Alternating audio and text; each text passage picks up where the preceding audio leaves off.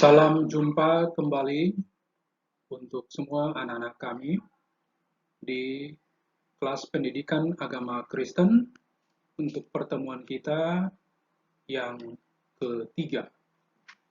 Di pertemuan ketiga ini kita akan membicarakan tentang wahyu Allah, yaitu wahyu yang bersifat umum dan wahyu yang bersifat khusus. Apa itu wahyu? Wahyu adalah petunjuk dari Allah, Sang Pencipta, kepada semua umat manusia dan segala makhluknya. Wahyu adalah pemberitahuan secara tersembunyi dan bersifat cepat, yang bersifat khusus juga ditujukan kepada orang yang diberitahu tanpa diketahui oleh orang lain. Wahyu merupakan firman Allah yang disampaikan kepada para nabi, seperti di Perjanjian Lama, dan disampaikan kepada para rasul seperti di Perjanjian Baru. Kita melihat selengkapnya dari yang pertama, yaitu wahyu umum. Jadi wahyu umum, kalau diartikan adalah Allah menyatakan diri melalui karyanya untuk menunjukkan kepada kita bahwa Dia benar ada. Jadi dengan demikian wahyu umum adalah penyataan wahyu diri Allah akan keberadaannya, akan kekuasaannya, dan keilahiannya kepada semua orang di segala tempat dan waktu. Wahyu umum ini juga diistilahkan sebagai wahyu alami, di mana Allah berfirman tanpa kata-kata, tetapi Allah melakukannya melalui penciptaan, melalui sejarah, dan natur atau kodrat manusia. Kita menggunakan istilah sidik jari. Jadi ada semacam sidik jari Allah pada alam semesta untuk menyatakan bahwa Dia benar-benar ada. Sidik jari Allah pada alam semesta itu mengartikan bahwa Allah berbicara melalui ciptaannya, yaitu ciptaannya di seluruh alam semesta ini. Misalnya kalau kita memandang bintang-bintang di langit yang gelap, melihat awan putih di langit yang biru, menikmati aliran sungai yang menyanyi merdu, mencium harumnya bunga di taman yang indah, dan lain sebagainya yang tentu tidak mungkin kita sebutkan segala-galanya di dalam slide ini. Semua itu dapat kita katakan adalah keajaiban alam semesta. Dan itu yang diistilahkan dengan sidik jari Allah pada alam semesta. Sidik jari Allah di alam semesta menegaskan bahwa semua yang ada di bumi ini bukan secara kebetulan ada, tetapi merupakan karya cipta. Kalau kita membaca Mazmur 19 ayat 2-5, langit menceritakan kemuliaan Allah, dan cakrawala memberitakan pekerjaan tangannya. Hari meneruskan berita itu kepada hari, dan malam menyampaikan pengetahuan itu kepada malam. Tidak ada berita dan tidak ada kata. Suara mereka tidak terdengar, tetapi gema mereka terpancar ke seluruh dunia, dan perkataan mereka sampai ke ujung bumi. Alam semesta tidak saja menceritakan kepada kita akan adanya pencipta, tetapi juga bahwa pencipta itu adalah seniman agung yang tidak ada bandingan.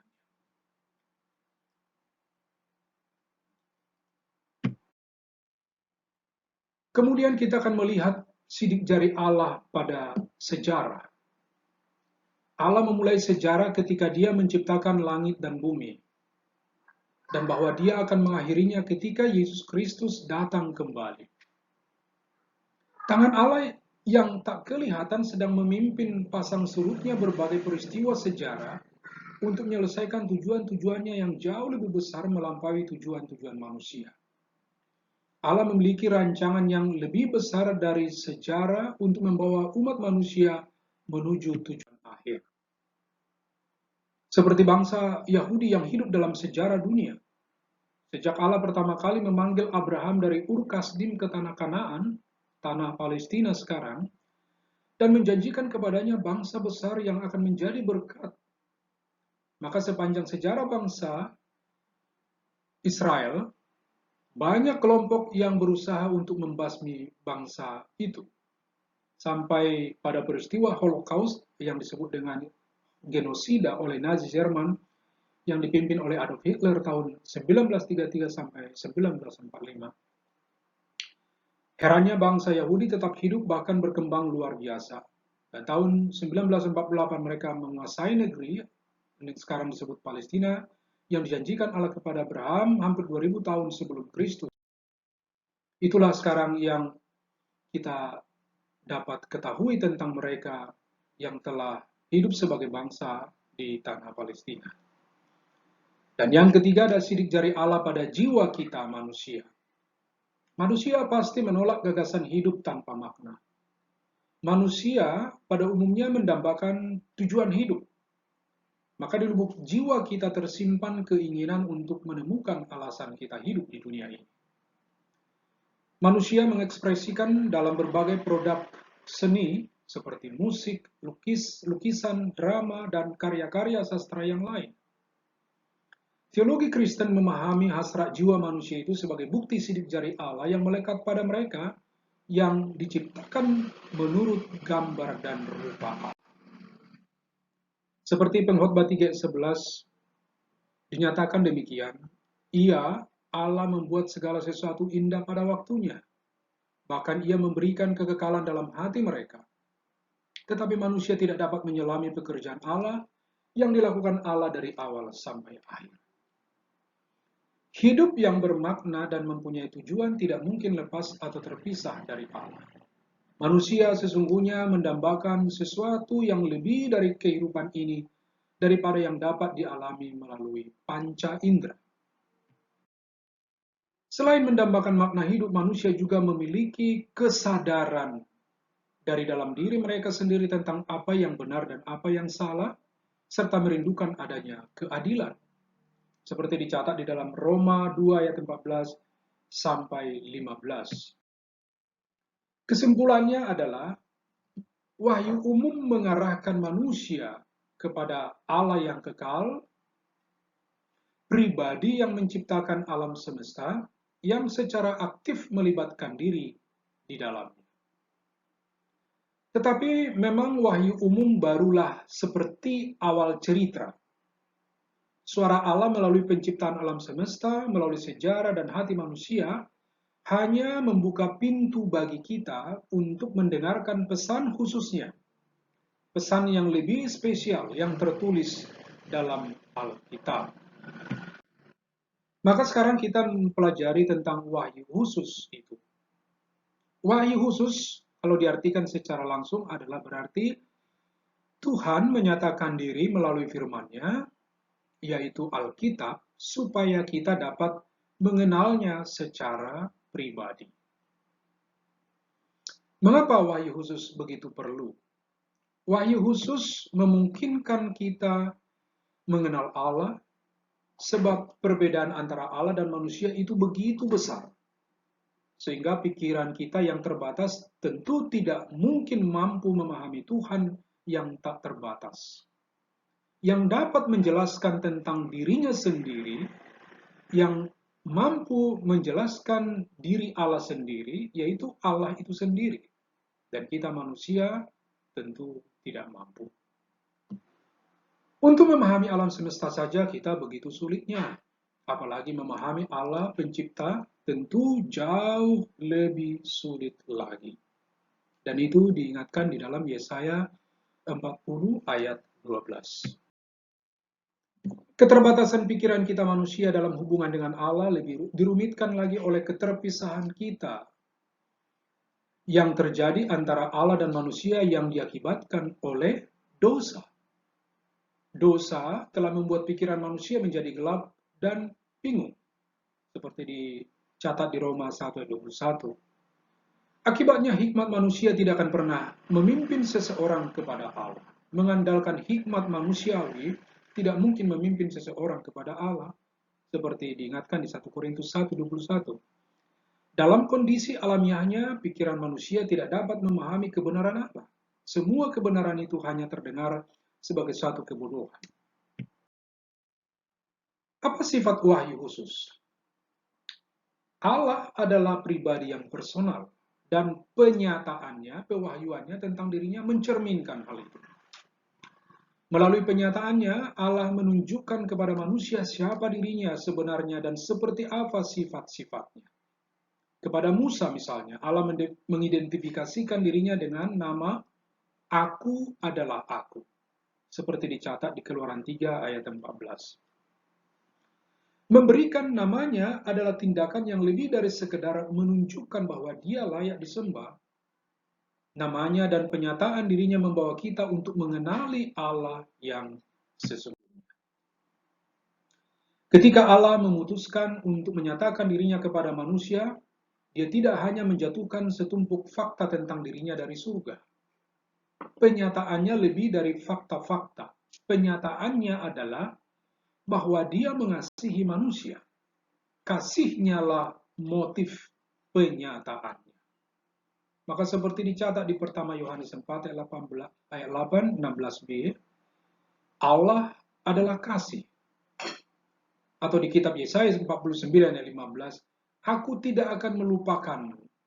Aku telah melukiskanmu di telapak tanganku. Sedemikian bersifat spesialnya Tuhan menyatakan kasih-Nya untuk memperkenalkan dirinya kepada kita manusia. Wahyu khusus Allah menyeratkan sifat penyataannya yang berfirman bahwa dia berbicara. Allah berfirman, Allah berbicara kebenaran yang ada di dalam dirinya.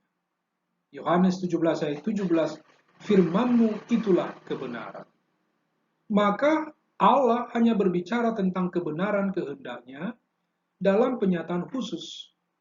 Allah tidak mungkin berdusta, seperti dicatat dalam Ibrani 6 ayat 18. Wahyu Allah yang bersifat khusus ini dapat kita temukan di dalam catatan tertulis di Alkitab. Tetapi itu baru sebagian dari peristiwa ilahi dalam sejarah yang bisa dicatat. Artinya, andai kata seluruh sejarah keilahian, peristiwa sejarah keilahian dicatat di dalam sebuah kitab, tentu dunia ini pun tidak mungkin memuatnya. Jadi, Alkitab kita pun tetap hanyalah sebagian dari peristiwa ilahi dalam sejarah yang bisa dicatat. Yohanes 21:25 menyatakan masih banyak hal-hal lain lagi yang diperbuat oleh Yesus, tetapi jikalau semuanya itu harus dituliskan, dicatat satu persatu, maka agaknya dunia ini tidak dapat memuat semua kitab yang harus ditulis itu. Karena Allah menginginkan seluruh dunia mengenalnya, dia menggerakkan orang-orang pilihannya untuk mencatat penyataan dirinya di dalam Alkitab. Itulah yang disebut dengan inspirasi. Inspirasi merupakan cara Allah bekerja di dalam hidup para penulis Alkitab untuk memastikan bahwa kata-kata mereka merupakan kata-kata Tuhan sendiri. Inspirasi mengacu pada tindakan Roh Kudus yang menggerakkan hati dan pikiran para penulis Alkitab, sehingga apa yang mereka perkatakan secara harafiah adalah firman Tuhan Allah sendiri. Ketika Roh Kudus menggerakkan orang-orang tertentu menuliskan firman-Nya, Allah memperkenalkan kepribadian dan perspektif unik mereka terpancar melalui tulisan-tulisan mereka. Gaya penulisan Rasul Paulus misalnya berbeda dari gaya penulisan Rasul Petrus. Jenis tulisan kitab Mazmur yang berbentuk syair berbeda dari kitab Tawarikh yang berbentuk sejarah, dan lain sebagainya. Kita perhatikan bagian-bagian terakhir, teks Alkitab sebagai rujukan inspirasi. Di 2 Timotius 3 ayat 16 dikatakan segala tulisan yang diilhamkan, yang diinspirasi.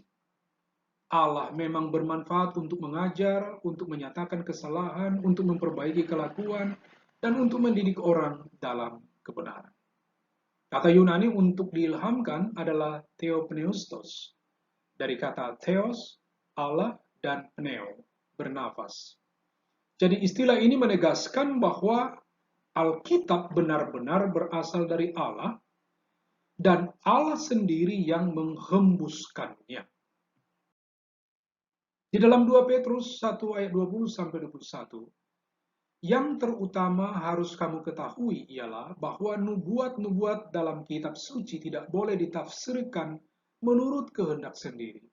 Sebab tidak pernah nubuat dihasilkan oleh kehendak manusia, tetapi oleh dorongan Roh Kudus, orang-orang berbicara atas nama Allah. Kata Yunani untuk dorongan atau menggerakkan adalah perhomenoi, yang secara harafiah berarti mengambil dan membawa, seperti membawa ember berisi air. Itulah cara Roh Kudus menggerakkan orang-orang yang dipakainya untuk menulis Alkitab. Demikianlah Alkitab berasal dari Allah. Hal itu ditunjukkan dalam seluruh bagiannya. Dari kitab Taurat, kitab nabi-nabi, tulisan hikmat, hingga seluruh kitab perjanjian baru merupakan firman Allah. Karena berasal dari Allah, maka setiap bagian penting tidak peduli seberapa kecilnya. Seperti kata Yesus, aku berkata kepadamu, selama belum lenyap langit dan bumi ini, satu iota itu adalah huruf kecil yang disebut dengan yod, atau satu titik pun tidak akan ditiadakan dari hukum Taurat sebelum semuanya terjadi. Di dalam Matius 5 ayat 18. Demikianlah pelajaran bagian ketiga kita tentang wahyu umum dan wahyu khusus. Kiranya bermanfaat bagi anak-anak kami sekalian. Terima kasih.